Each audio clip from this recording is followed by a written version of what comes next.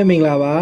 ကျွန်တော်တို့အခု basic excel ရဲ့ lesson number 14 14ကိုကျွန်တော်ဆက်ပြီးတော့ကြည့်အောင်เนาะဆိုတော့အခုကျွန်တော်တို့က basic excel မှာတော့ကျွန်တော်ကဒီ format တွေအကြောင်းပြီးတော့လို့ရှိရင်ဒီ test တွေ date တွေပေါ့เนาะစသဖြင့်ကျွန်တော်တို့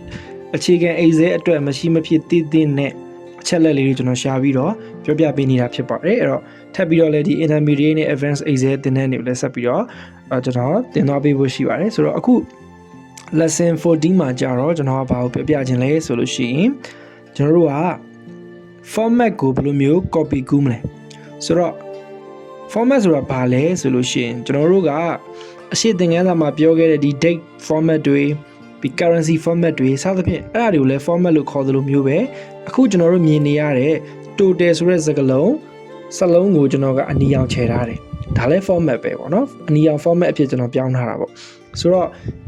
အဲ့ဒီ format ကိုအနီရောင်ခြယ်ထားတဲ့အပြင်ကျွန်တော်အောက်မှာလည်း underline ဘာလုပ်ထားလဲထည့်ထားသေးတယ်ဆိုတော့အနီရောင်လည်းခြယ်ထားတယ်အောက်က underline လေးထည့်ထားတယ်အဲ့ဒီ format ကိုကျွန်တော်တို့က copy ကူးခြင်းတယ်ဆိုတော့ဒီ total ဆိုတဲ့စလုံးကိုပဲ copy ကူးခြင်းတာမဟုတ်ဘူးเนาะဒီ total မှာလောက်ထားတဲ့ဒီအနီရောင်လဲစေးခြယ်ထားတဲ့စလုံးကိုအနီရောင်ခြယ်ထားတယ် test ကအနီရောင်ဖြစ်နေတယ်ပေါ့ပြီးတော့အောက်က underline ကိုလည်းကျွန်တော်ကူးခြင်းတယ်ဆိုလို့ရှိရင် exam မှာ function တစ်ခုပါတယ်အဲ့ဒါကတော့ကျွန်တော်တို့ format painter ဆိုတဲ့ဟာလေးဖြစ်ပါတယ်ဒီမှာတွေ့ရလိမ့်မယ်ဆေးရန်တုပ်တဲ့ဟာလေးပေါ့နော်ဆိုတော့အဲ့ဒီဆေးတုပ်တဲ့ဒီဟာလေးကကျွန်တော်တို့ format ကို painter format ကိုတနည်းအားဖြင့် copy ကူးသည်ပေါ့နော်ဒါမျိုးလေးဖြစ်တယ်အဲ့တော့ကျွန်တော်တို့ဥပမာလုပ်ပြမယ်အဲ့တော့အရင်ဆုံးကျွန်တော်တို့ကူးခြင်းတဲ့ကို format ရှိနေတဲ့နေရာကိုအရင်ဆုံးတွားပြီးတော့ click တစ်ချက်နှိပ်မယ်ဒါဆိုလို့ရှိရင်ဒီ total မှာရှိနေတဲ့အနီရောင်စလုံးကိုအောက်ကညင်တာထားတဲ့ underline ကိုကျွန်တော်တို့ကူးခြင်းတယ်ပြီးတော့လို့ရှိရင်ကျွန်တော်ဒီမှာရှိနေတဲ့ခုနကျွန်တော်ပြောထားတဲ့ format painter ဆိုတဲ့ဒီစေးတုတ်တန်လေးပေါ့နော်အဲ့ဒါလေးကျွန်တော်တစ်ချက်နှိပ်လိုက်မယ် click okay ဆိုလို့ရှိရင်ဒီလိုမျိုးကျွန်တော်တို့ကစေးတုတ်တဲ့ဟာလေးနဲ့အတူပါလာတာကိုမြင်ရလိမ့်မယ်ပြီးတော့ကျွန်တော်တို့ကူးကျင်တဲ့နေရာကိုတစ်ချက် click တော့နှိပ်မယ်အဲ့တော့ဒီက total ဆိုတဲ့ပုံစံကိုဒီ total ဆိုတဲ့ပုံစံမှာကူးကျင်တာဖြစ်တဲ့အတွက် click တစ်ချက်နှိပ်လိုက်မယ်ဆိုရင်ဒီမှာလိုမျိုးပဲ total သည်ဒီက total သည်အနီရောင်ဖြစ်သွားတယ်အောက်က underline ဖြစ်သွားတယ်ပေါ့ okay မယ်နော်မြင်ရနော်ဆိုတော့ဒါကတော့ကျွန်တော်တို့တစ်ခုချင်းစီကိုကူးတာတကယ်လို့ကျွန်တော်တို့ကတောက်လျှောက်ဒီ format ကို painter လုပ်ချင်နေဆိုရင်ခုနလိုမျိုးကျွန်တော်ကူးချင်တဲ့နေရာကိုတစ်ချက် click ပြန်နှိပ်မယ်ပြီးတော့လို့ရှိရင်ဒီစေးတုတ်တန်လို့ဒီခါကျတော့ကျွန်တော်တို့ click ကိုတစ်ချက်တည်းမနှိပ်ဘဲနဲ့ double click နှစ်ချက်ကိုဇက်ခနဲ့နှိပ်ရတဲ့ပုံစံ okay နော်ပြီးတော့လို့ရှိရင်ကျွန်တော်တို့အဲ့လိုပုံစံတူလုပ်ချင်တဲ့နေရာတွေကို click လိုက်နှိပ်မယ်တစ်ချက်နှစ်ချက်သုံးချက်အဲ့ဒါစသဖြင့်ပေါ့ဒါကတော့ကျွန်တော်တို့တောက်လျှောက်နှိပ်ချင်တယ်ဆိုရင် double click နဲ့ကူးလို့ရတယ်ခုနလိုမျိုး click တစ်ချက်ပဲဆိုရင်တော့တစ်ခုပဲကူးလို့ရမယ်ပေါ့ okay မယ်နော်ဒါတော့အားလုံးပဲပြန်ထွက်ချင်တယ်ဆိုရင် escape ကိုနှိပ်လိုက်မယ် ESC ဆိုတဲ့ keyboard မှာရှိတဲ့ခလုတ်ခလုတ်ကျွန်တော်နှိပ်လိုက်ရင်ပုံမှန်ပြန်ဖြစ်သွားပြီပေါ့နော် format painter မရှိတော့ဘူးပေါ့နော်သဘောတရားကတော့ okay ဒါကတော့ကျွန်တော်တို့ format painting လုပ်တဲ့ format ကို copy ဆိုတဲ့ပုံစံဖြစ်တယ်ပေါ့နော် okay နောက်တစ်ခုကျွန်တော်ဘာကိုသင်ပြခြင်းတလဲဆိုလို့ရှိရင်ကျွန်တော် row တွေ column တွေကိုဘယ်လိုမျိုးကျွန်တော်တို့ adjust လုပ်မယ်ဒီမှာဆိုရင်ကြည့်လိုက် C column ကြီးတစ်ခုလုံးဟာကျင်းနေတဲ့အတွက်အထဲထဲကစလုံးတွေကဇယားကွက်တွေကြက်ချေကက်တွေဖြစ်နေတယ်ကျွန်တော်တို့စလုံးတွေမမြင်ရတော့ဒီလိုပဲ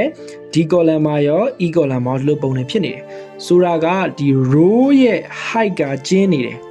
ပေါ့နော် row ရဲ့ height ကကျင်းနေတယ်ဒါကိုကျွန်တော်တို့ဘယ်လိုမျိုးပြင်မလဲဆိုလို့ရှိရင်ဒီ C နဲ့ D နဲ့ကြားထဲမှာရှိတဲ့ဒီမင်းချောင်းလေးပေါ်မှာတစ်ချက် mouse ကိုတင်လိုက်မယ်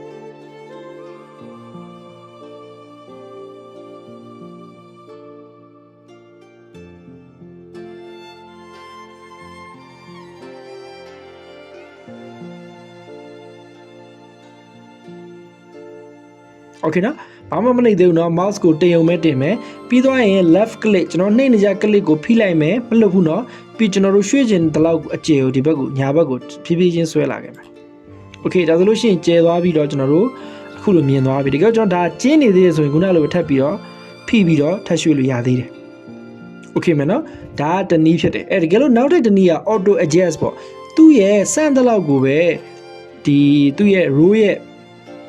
as ဘယ်လိုပြောမလဲ column ရဲ့ width ပေါ့နော် row မဟုတ်ဘူးဒီ CD ကတော့ဒါကျွန်တော်မှားသွားတယ်ခုန column ပေါ့ column ရဲ့ဒီ width အကျယ်ကို auto ဖြစ်ချင်တယ်ဆိုရင်ခုနအတိုင်းပဲကျွန်တော်တို့ D နဲ့ E နဲ့ D ကိုလောက်ချင်တယ်ဆိုရင်ပေါ့ D နဲ့ E ထဲမှာရှိတဲ့မြင်းချောင်းလေးပေါ် mouse ကိုတစ်ချက်နှိပ်မယ်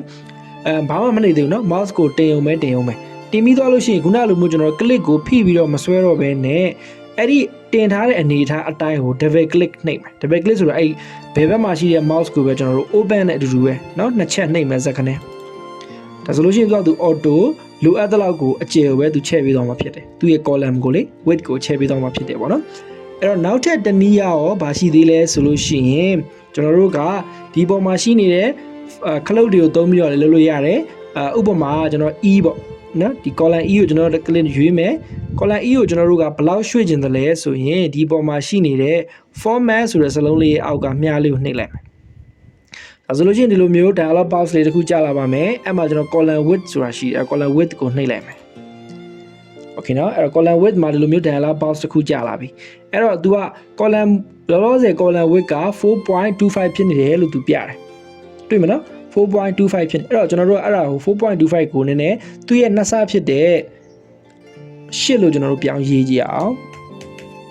8ပြီးတော့8လို့ရေးမနော်ပြီး enter နေလိုက် okay ဒါဆိုလို့ရှိရင် तू က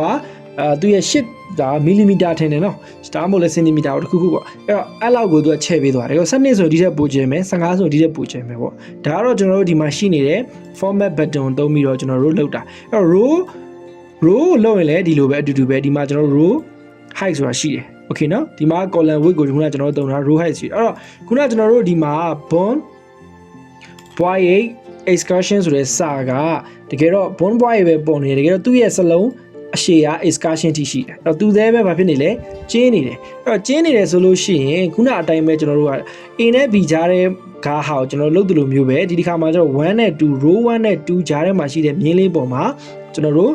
mouse လေးကိုတင်မယ်ပြီးတာနဲ့ကျွန်တော်တို့ဒီတစ်ခါကျွန်တော် double click နှိပ်တဲ့နီးလမ်းပဲပြောပြလိုက်တော့မယ်အတူတူပဲเนาะ column လုပ်တဲ့နီးလမ်းအတူတူပဲ double click နှိပ်နေမနှိပ်ကျွန်တော်တို့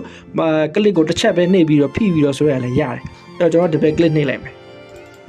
ဆိုရင်သူလိုအပ်တဲ့လောက်ဒီလိုမျိုးချဲ့သွားမှာဖြစ်တယ်။ Okay เนาะအဲ့တော့ကျွန်တော်ပြပြခဲ့တာက3နည်းပေါ့။သူ့ရဲ့ဒီ row တစ်ခုနဲ့တစ်ခုကြားတဲ့ကမြင်းချောင်းလေးပေါ်မှာ mouse ကိုတင်ပြီးတော့ဒီလိုမျိုးဖိပြီးတော့အပေါ်အောင်ဆွဲတာတနည်း double click နှိပ်တာတနည်းပြီးတော့ကျွန်တော်ဒီမှာ ribbon ထဲမှာရှိတဲ့ဒီခလုတ်ကိုသုံးပြီးတော့ button တွေကိုသုံးပြီးတော့လုပ်တဲ့တနည်းပေါ့။ဒါဆိုလို့ရှိရင်3နည်းရှိတယ်ပေါ့နော်။အားလုံးကတော့အတူတူပဲအလွယ်ဆုံးကတော့ကျွန်တော်တို့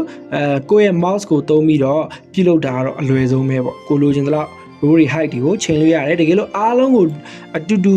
ညီတူညီမျှလုပ်ချင်တယ်ဆိုရင်တော့ဒီ cloud ကိုသုံးတာပို့ပြီးတော့ကောင်းတယ်လို့ကျွန်တော်အကြံပေးချင်ပါတယ်ဆိုတော့ဒီနေ့ lesson 14မှာကျွန်တော်သင်ခဲ့တဲ့ format painter row height and column width ကိုဘယ်လို adjust လုပ်လဲဆိုတော့လည်းအားလုံးနားလည်မယ်လို့ကျွန်တော်ယူဆပါတယ် lesson 15မှာပြန်ပြီးတော့တွေ့ဆုံပါမယ်အားလုံးကိုကျေးဇူးများတင်ပါတယ်ခင်ဗျာ